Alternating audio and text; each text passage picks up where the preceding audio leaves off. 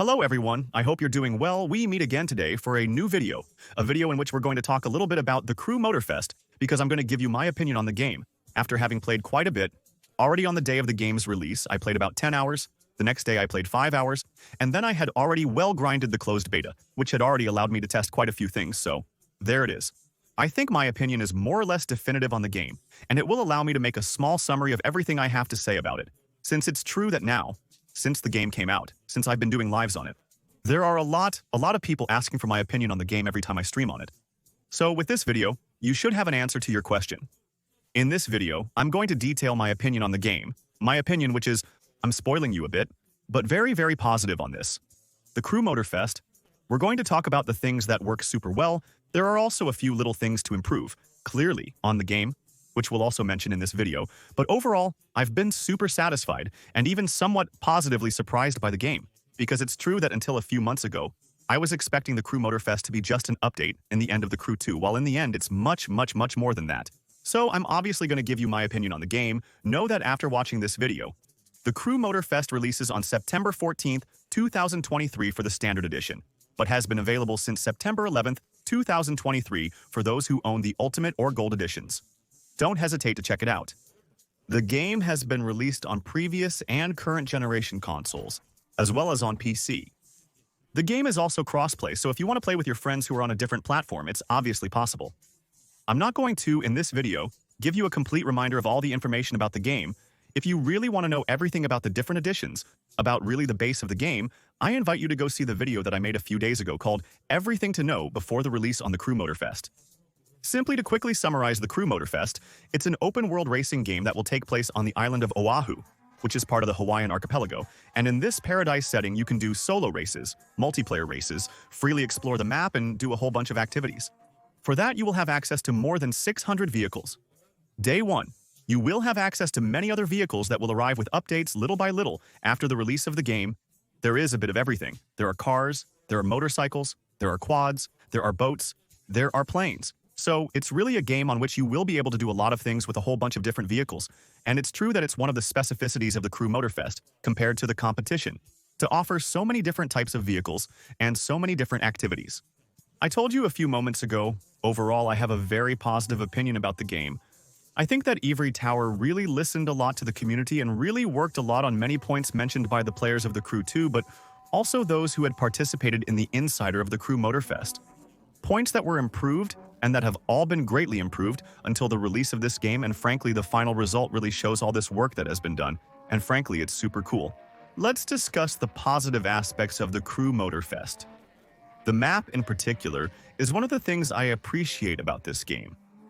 While some may argue that the map is smaller compared to the Crew 2, shrinking from 5,000 square kilometers to around 250, it still has its merits.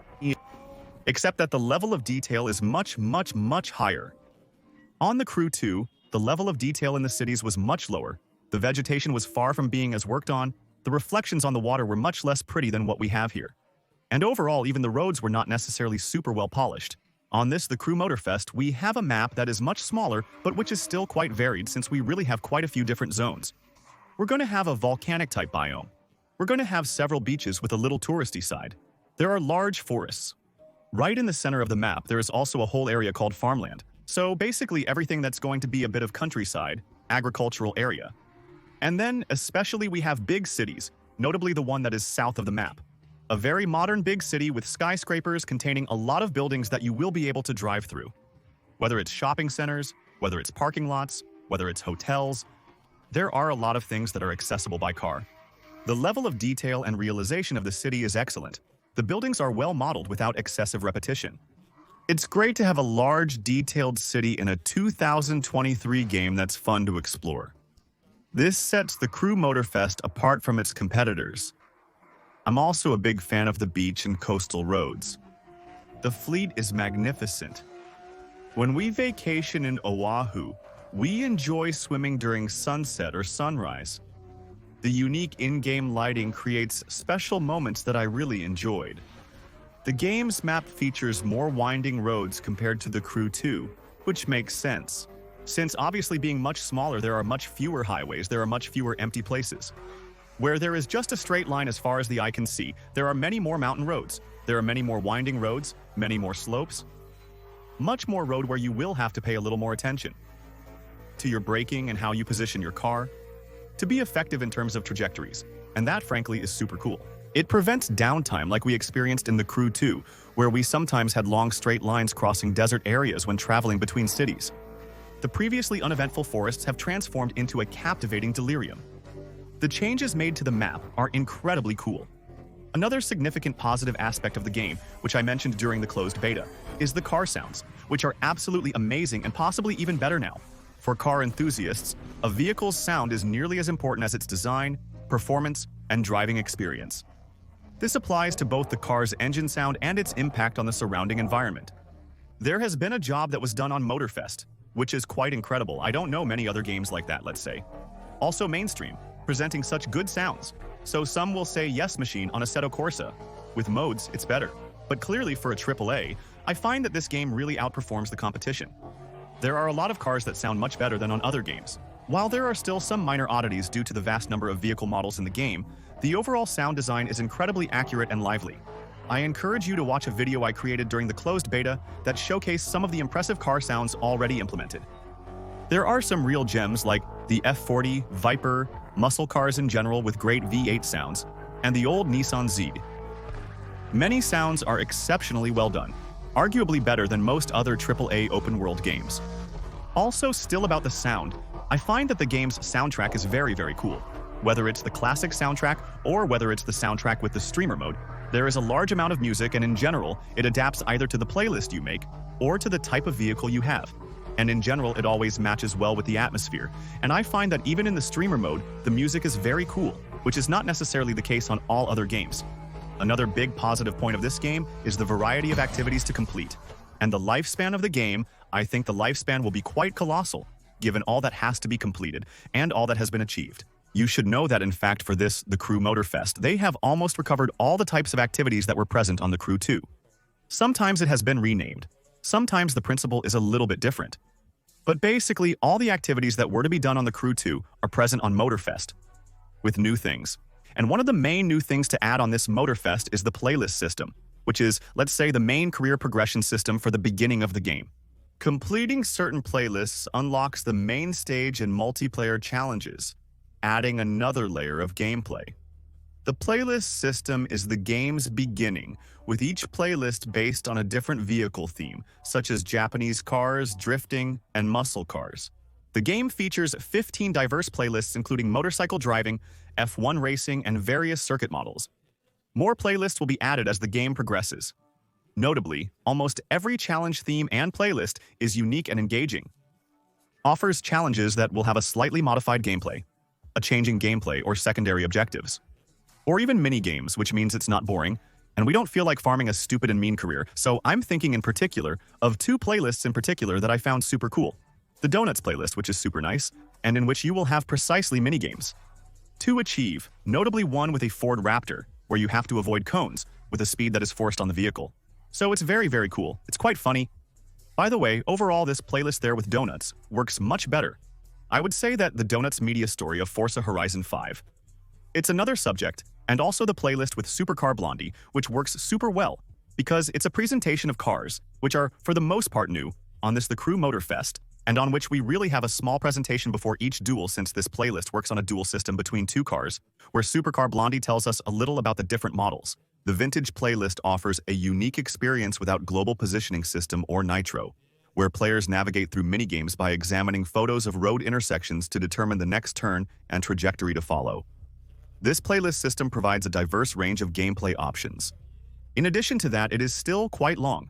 I think to complete the 15 playlists, it takes not far from 20, see maybe 30 hours of play, depending on how we play and how much we succeed or not the objectives.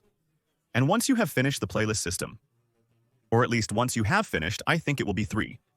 You unlock the main stage and you unlock access to the summit, which is the weekly test system carried out in this game. So if you have played the Crew 2, tell yourself that it's about the same style, except that here the theme of the test changes every month. So here we are in a period where it's the American theme. And the 4 weeks will present a different aspect of American car culture. So we will have a test that will be centered on muscle cars, another on American supercars, one on cars from the 50s or 60s. So it's quite varied and it allows to have a bit of competitive, knowing that it's obviously not the only competitive mode. Besides, we will come to it a little later because it is part of the other big strengths of this game. But the Grand Race and the Mission Royale, it's really super cool. But in addition to the system of this myth, you have, after finishing the playlists, the possibility of replaying all the playlists with the car of your choice. So there are more restrictions, no more imposed or loaned vehicles. You take the car you want with your custom, your improvements, and you try to farm in this way. And you have, in addition to that, kind of remix tests, where in fact you are going to redo certain playlists with imposed vehicles, but with another theme of vehicles, with increased difficulty and with increased rewards and stakes. One of the other big positives of this game, it's going to be precisely the test that I just mentioned. The Grand Race and Demolition Royale are multiplayer modes for up to 28 players. Demolition Royale is a Battle Royale variant, different from Forza Horizon 5's. It's more like a demolition derby with a life bar, where the goal is to destroy others by crashing into them. Played in teams, there are bonuses to collect, allowing for various roles: the aggressor and the bonus collector for the team. An ultimate system transforms your vehicle after defeating enough enemies, increasing damage output. It will be more manageable and the moment to put the other teams in a tough spot. This test type offers high XP and money rewards, and a unique gameplay experience not found elsewhere on the combo tour phase. It provides a refreshing break and change of pace when desired. The Grand Race system is arguably the best racing mode in the game. These races are divided into 3 parts, each featuring a different vehicle type. For instance, you might start in a hypercar, switch to a rally car, and finish in a plane. In Grand Races, there are 28 players, all using vehicles with equal improvements provided by the game. In this case, the vehicles, settings, and improvements do not belong to you. This was done to make it as fair as possible. And so you're going to race against 27 other players, the goal being to finish first. What I really loved about this mode is that it's super sync, there's no lag, there's not too much desync with the other players. It works pretty well, the collision systems too. And it's a bit of a mess without being unplayable, and frankly, it also offers a gameplay that we don't have elsewhere, and in addition to that, the races are very profitable. Alongside these, you'll encounter numerous activities, photo challenges, and playlist objectives. Some objectives require specific vehicles, while others can be completed with any vehicle, offering a passive mode for earning new rewards. Completing all objectives is necessary to achieve 100% game completion. The game offers a wide range of activities that can keep players engaged for tens or even hundreds of hours. In addition to the slightly longer progression compared to TC2, players can specialize their characters in loot search, loot rarity, XP bonus, or money bonus. While it may be overwhelming at first, the abundance of content is a positive aspect. Another highlight is the well-realized cockpit view and driving animations. For players who enjoy flying or playing racing games in cockpit view, no other AAA game currently matches its steering animations. The wheel turns fully in both directions, with accurate hand animations synced to the car's movements. During drifts, the character's hands cross to catch the wheel at the right time for the next drift, a unique feature not found in all games. Sometimes when you're a bit more chill, when you're at a steady speed, the character who's going to lean on the door in a bit of a stroll mode. And then when you drive normally a bit in race mode, you're going to see that the driver does a lot of little bonus animations as if he felt a bit of the road's tremors and he's trying to do everything to keep the car straight. And all of this, it counts a lot for immersion in cockpit view, and I think that currently among the competitors, we have no one including in much more realistic games where it's as well done as that, clearly. Let's discuss the less polished aspects of the game, which aren't necessarily negative points. We'll cover the negatives later. These are the average points. I wanted to mention the game's visual rendering, not the graphics themselves. The game is truly beautiful, much prettier than The Crew 2. It's evident they changed the engine. As I mentioned earlier, the map is highly detailed, the cars are attractive, and the environments are well designed. The graphics are beautiful, with well-done water and magnificent sunsets. But there are still a few minor points that aren't perfectly executed, falling short of Forza Horizon 5's quality. The most noticeable issue is the 60 frames per second limit. They want the game to be competitive, with minimal differences between console and PC players. In competitive play, Someone with 240 frames per second can have a slight advantage over someone locked at 30 frames per second. But for the exploration of the classic world, I don't really see the point of limiting the game to 60 frames per second. It slightly hinders the sensation of speed and fluidity compared to games running at 140 or 240 frames per second. And it's true that in 2023, having games locked at a maximum of 60 frames per second, let's say, outside of really solo games like adventure style, like Resident Evil 4 for example, which isn't even locked at 60 by the way, it's a bit annoying, so I understand why they do this. But I admit that when we see Forza Motorsport for example, the next one is locked at 60 frames per second, but only for multiplayer to not favor people who have crazy configurations that would run the game at 200 frames per second. I don't know if this solution would have been easily applicable on a Zeku Motorfest. I don't know if this 60 frames per second lock will ever be removed. While it's true that some people still face issues with the game, particularly on PC, where machines may struggle to exceed 25 to 30 frames per second, putting them at a disadvantage compared to those with configurations running the game at 60 frames per second. So there's that. There's also obviously the fact that we have the blurry rear view in interior view.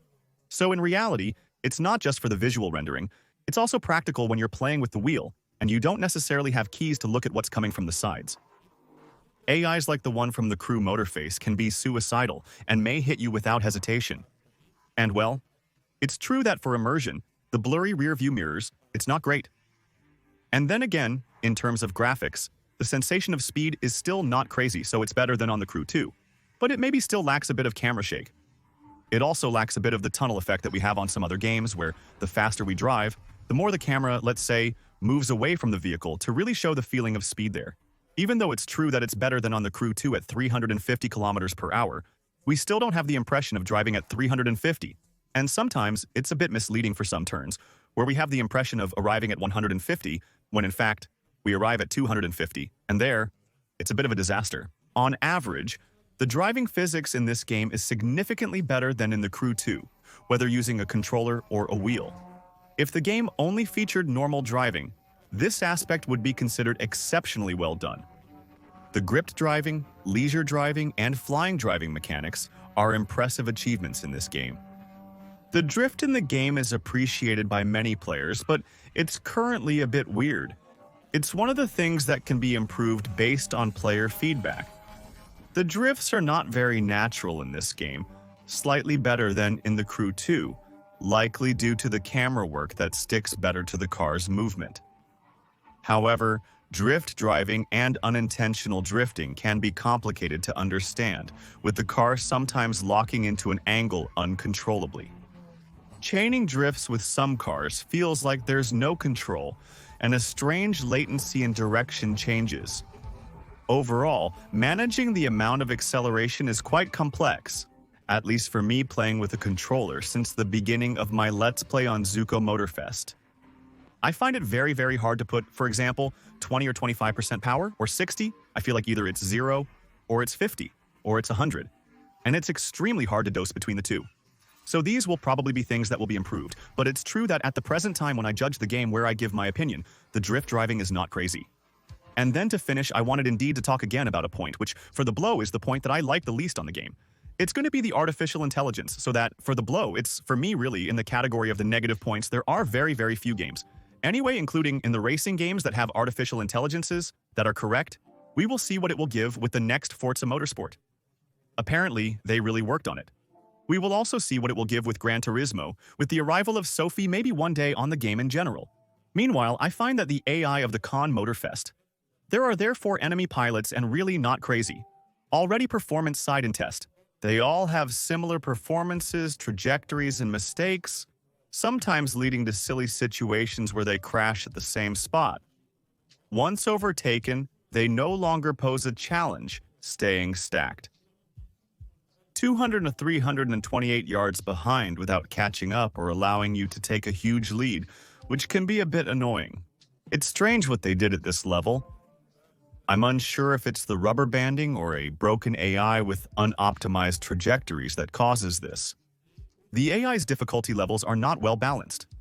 At difficulty 4 out of 5, the game remains quite easy, allowing players to catch up with opponents and win events. However, at difficulty 5 out of 5, some events become nearly impossible. More difficulty levels are needed to fill the gap between the existing levels and provide a smoother difficulty progression. There should be 7 or 8 difficulty levels to fine-tune the game's challenge. What really annoys me about the AI is that it has no awareness of the player or becomes aware too late. It's true that if you try to overtake them, they often don't check their rear-view mirrors and are unaware of your approach. This leads to them cutting you off, which can be quite annoying. In turns, they brake much later than you, crashing into you and causing you to lose events. It's especially frustrating when there's a flawless driving bonus at stake. You get a cash bonus if you manage to deliver the car without breaking it. Simply, the number of times it happened to me that an AI cuts me off at the last moment, or hits me in a turn when I had the right trajectory, the right speed, and to make me lose the bonus in the middle of the event. It's simply too frequent. And really, that's a big problem on the game. And it's even frustrating, in fact. For me, it's the only big negative point of this game. After, obviously, we all have our tastes, we will all have our different opinion on the game. Overall, I think they really manage the thing, and I think it really makes a real competition to Forza Horizon 5 for the shot. So, this will be the subject of another video where we will make a small comparison between these two games, but for the shot, it's really much closer to the level of a Forza Horizon than at the time of the Crew 2, where we were still quite far from what Horizon Cap offered, while offering on this second Motorfest a wave that is ultimately quite different from that of Forza Horizon 5. Despite the festival madness, exotic maps, holidays, and saturated color filters, which may make it seem similar to Forza Horizon 5 based on trailers, the game offers a distinct experience in practice. However, apart from the AI and some necessary adjustments, the overall game is quite different from Forza Horizon 5. In terms of graphics, physics, and maybe farming, I think overall it's simply a banger. This the Crew Motorfest. So indeed in the average points too, I could have mentioned the list of cars from the Crew Motorfest. I don't do it for the moment because the Crew Motorfest will receive updates.